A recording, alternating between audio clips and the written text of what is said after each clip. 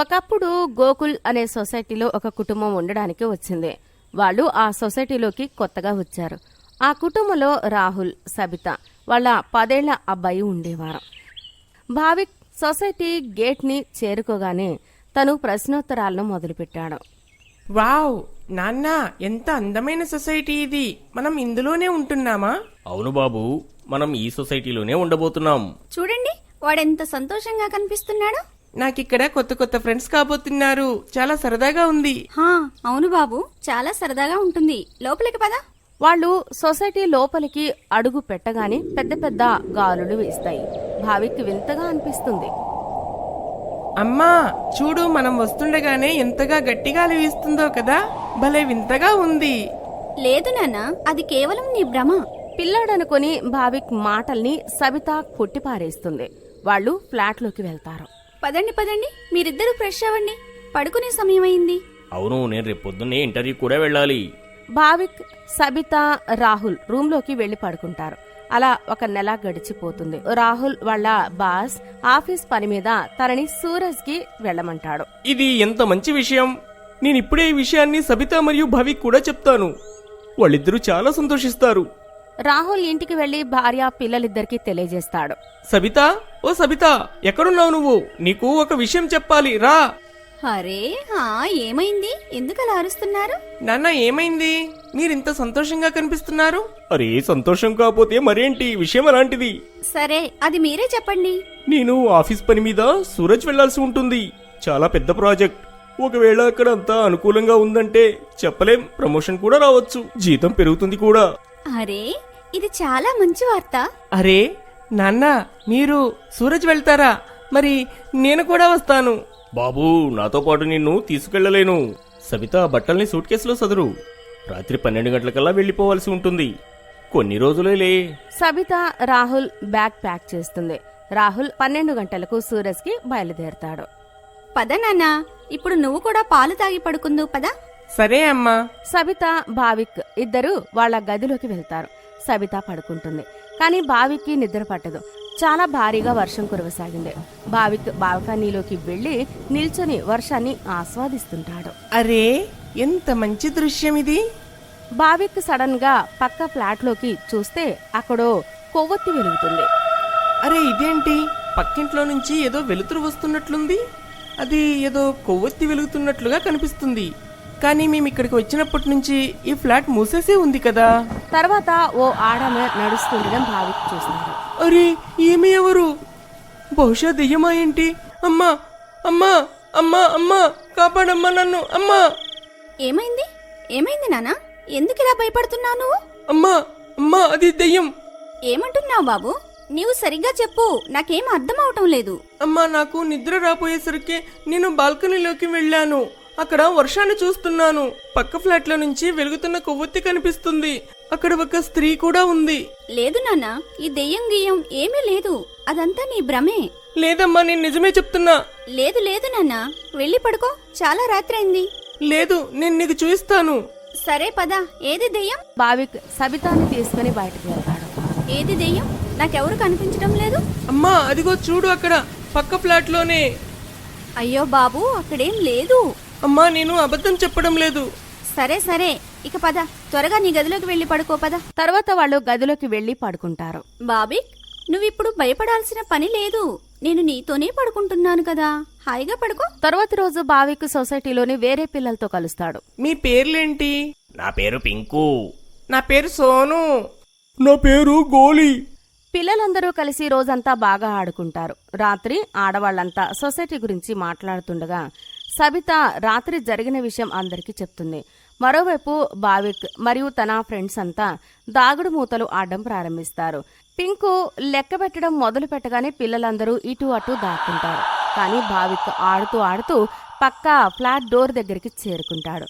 నిన్న తను చూసిన కొవ్వొత్తి ఆడామే ఆ ఫ్లాటే అని తనకు తెలీదు. అరే, ఈ డోర్ తెరిచే ఉంది కదా. ఇక్కడ ఇన్ని లైట్లున్నాయి భలే. సరే, ఇప్పుడు త్వరగా నేను ఇంట్లో దాక్కుంటాను, ఎవరూ నన్ను పట్టుకోకుండా. అదే సరైన చోటు. నేను ఈ గదిలోనే దాక్కుంటాను. భావిక్ ఆ ఫ్లాట్ గది దగ్గరికి వెళ్తుండగానే బయట ఉన్న లైట్స్ అన్నీ మెరుస్తూ ఉంటాయి. అరే ఏమైంది అసలు ఇక్కడ? ఈ లైట్లు సడన్ గా ఇలా ఆగిపోతున్నాయేంటి? భావిక్ భయంతో ఇటు అటు చూస్తాడు. అప్పుడే తన దృష్టి దర్వాజు పైన పడుతుంది. తలుపు మీద ఏదో రాసి ఉంది. అమ్మా, దయ్యం దయ్యం, అమ్మా అమ్మా కాపాడు, అమ్మా కాపాడు.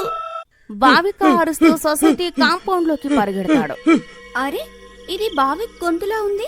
ఇది ఇది బావిక్ గొంతే. భావిక అరుపులు విన్న సొసైటీ వాళ్ళందరూ ఒక దగ్గరికి చేరుకుంటారు. అటు చూస్తూ ఉండగానే భావిక్ పరిగెత్తడం గమనిస్తారు. అమ్మా అమ్మా, నిజంగానే అక్కడ ఒక దెయ్యం ఉంది. హా, ఏమైంది బాబు? ఎందుకలా భయపడుతున్నావు? చెప్పు బాబు చెప్పు. ఆ బాబు ఏం జరిగింది? నీవు మళ్ళీ ఆ పక్క ప్లాట్ లో దెయ్యాన్ని చూడలేదు కదా? దయ్యమా? దెయ్యమా? ఎక్కడుంది దెయ్యం? నేను దాక్కోవడానికి ఒక ఫ్లాట్ దగ్గరికి వెళ్ళాను. దాని డోర్ తెరిచి ఉంది. అయితే నేను ఇక్కడ రాసున్నది చూశాను. ఆహా, అక్కడ ఏం రాసింది? ఇక్కడి నుంచి వెళ్ళిపో, లేకపోతే నేను చంపేస్తాను. పద బాబు, మమ్మల్ని కూడా అక్కడికి తీసుకెళ్ళు. పదండి అంకుల్, నేను మిమ్మల్ని అక్కడికి తీసుకెళ్తాను. మీరే చూడండి అది. భావిక్ అందరితో కలిసి ఫ్లాట్ దగ్గరికి వెళ్తాడు. ఎక్కడ రాసింది బాబు? అరే ఇక్కడే రాసింది కదా. పదండి, ఇక్కడేం రాయలేదు. నాన్న బాబిక్ పద, ఇంకా పద. భావిక్ ని అందరూ అక్కడి నుంచి తీసుకెళ్తారు. కానీ భావిక్ ఆ డోర్ ని చూస్తూ చూస్తూ వెళ్తాడు.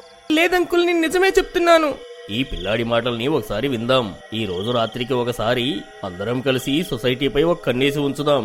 మీరన్నది కూడా నిజమే అయి ఉండొచ్చు. ఎవరికి తెలుసు? ఈ రోజు రాత్రి మన భర్తలు ఈ సొసైటీని చూసుకుంటారు. ఆ రాత్రి ముగ్గురు మనుషులు గేట్ దగ్గర నిల్చుని కాపలా కాస్తారు. నేను కొంచెం బాత్రూంకి వెళ్ళి వస్తాను. వెంటనే వస్తానులే. హహహ, వెళ్ళిరా. ఏమైంది? బుడ్డూకి చాలా భయమేస్తుందట. వాడు మిమ్మల్నే పడుకోబెట్టమంటున్నాడు. కాస్త పైకి వచ్చి పడుకోబెడతారా? సరే, ఇప్పుడే వస్తాను. రెండో అతను మొదటి ఆయనతో అంటాడు. నేను కొంచెం మా పాపని పడుకోబెట్టి వస్తాను. తనకి కొంచెం భయంగా ఉందంట.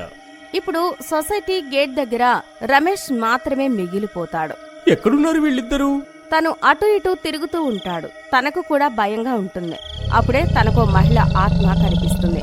తను పొడవైన విడిచిన జుట్టు, గజ్జలు గలగల శబ్దం విని దెయ్యం, కాపాడండి, కాపాడండి, కాపాడండి. తర్వాత అకస్మాత్తుగా ఆ దెయ్యం తన ముందు ప్రత్యక్షం అవ్వగానే అతను గట్టిగా అరిచి అక్కడే స్పృహ కోల్పోతాడు. అరే ఈ అరుపు ఎవరిది? ఆ అరుపు నాకు వినిపించింది. పద పద వెళ్ళి చూద్దాం. సొసైటీ వాళ్ళందరూ వాళ్ళ బాల్కనీలో నుంచి రమేష్ స్పృహ లేకుండా పడి ఉండడం చూస్తారు. ఈ అరుపు ఎలా వచ్చింది? తర్వాత సొసైటీ వాళ్ళు కిందికి వచ్చి రమేష్ పడిపోయి ఉండడం గమనిస్తారు. ఇది చూడడానికి సబిత ఇంకా భావిక్ కూడా అక్కడికి వస్తారు.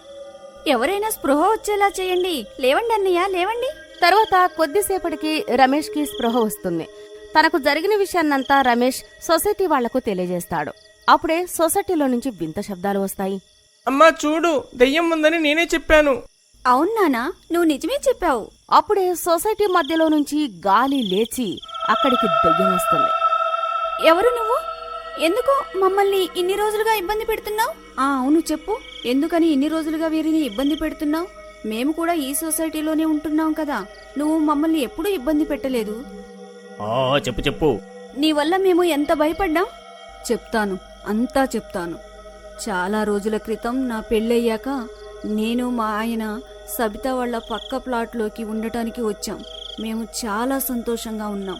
కానీ అకస్మాత్తుగా నా ఆరోగ్యం పాడవటం వల్ల కొన్ని రోజులు నేను ఇక్కడి నుండి వెళ్ళవలసి వచ్చింది. అప్పుడే సబిత వాళ్ళ ప్లాట్లోకి చాలా అందమైన అమ్మాయి వచ్చింది. రవి ఆ అమ్మాయి రవిని కూడా ఇష్టపడ్డారు. ఆ అమ్మాయికి రవికి పెళ్ళయిందని తెలీదు. నేను తిరిగి వచ్చాక నాకు ఇదంతా తెలిసి రవికి అర్థమయ్యేలా చెప్పటానికి ప్రయత్నించాను. చాలా గొడవపడ్డాను, కానీ అస్సలు నా మాట వినలేదు. రవి నన్ను వదిలేసి తనను పెళ్లి చేసుకోవాలనుకున్నాడు. ఒకరోజు వాళ్ళిద్దరూ నాకు తెలియకుండా ఎక్కడికో వెళ్ళిపోయారు. ఎంత వెతికినా వాళ్ళు నాకు కనిపించలేదు. ఒకరోజు నేను వాళ్ళని బజార్లో చూశాను. రవి తనను పెళ్లి చేసుకున్నాడు. అది తట్టుకోలేక నేను ఇంటికి వచ్చి ఈ ఫ్లాట్లో నుండి దూకి చనిపోయాను. ఆ రోజు నుండి ఈ ఫ్లాట్లో నేను ఎవ్వరినీ ఉండనివ్వటం లేదు. నీకు జరిగిందంతా విని మేము చాలా బాధపడుతున్నాం. కానీ దీనిలో మా కుటుంబం తప్పేముంది? అవునా ఆంటీ, మీరు చాలా మంచివారు. కానీ అలా ఎలా చేయగలుగుతున్నారు? దెయ్యం భావిక్ పసితనాన్ని చూసి కరిగిపోతుంది. సరే, ఇక నుండి నేను మిమ్మల్ని ఎప్పుడూ ఇబ్బంది పెట్టను. ఇలా ఆ దెయ్యం గాల్లో మాయమవుతుంది. ఎవ్వరిని ఎప్పుడూ